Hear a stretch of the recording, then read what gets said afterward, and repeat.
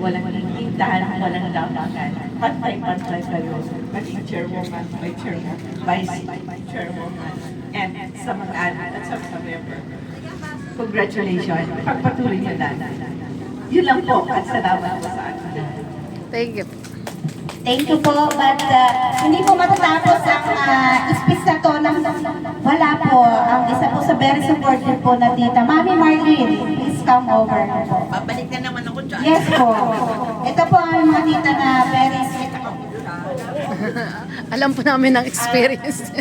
Kung papansinin natin, helping hands communication.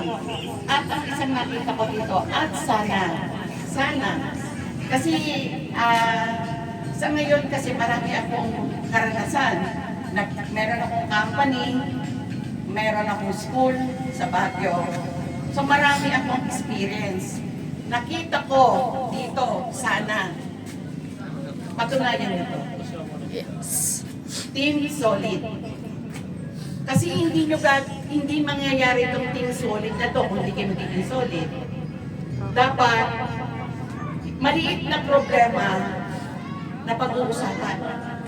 Dahil pag hindi yan napag-usapan, lalaki.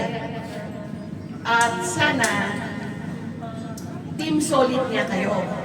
Ano man ang mangyari, solid pa rin kayo. Yes. Yes. Lahat, Team solid one. lahat pagdadaanan nyo ang mga trials. Tandaan yan.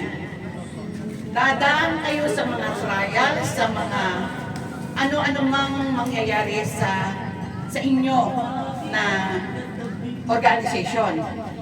Pwede kayong sirain. At minsan, ang mga negative ay nasa pamilya. Papansinin nyo, totoo o hindi? Totoo.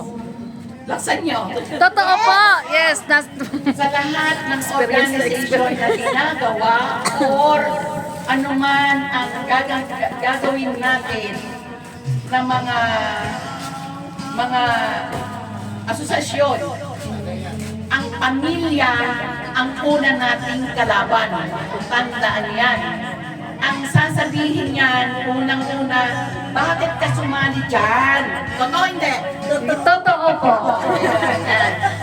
Sabi ko nga, through my experience, ay ganun ang mangyayari. 2004, nagtayo ako ng company, Save Life. Ang sabi ng kuya ko, ng isang kuya namin, makukulong ka dyan. Kasi ang nature ng business ko is insurance. Pero hindi ako insurance. Marketing arm lang ako ng mga big insurance.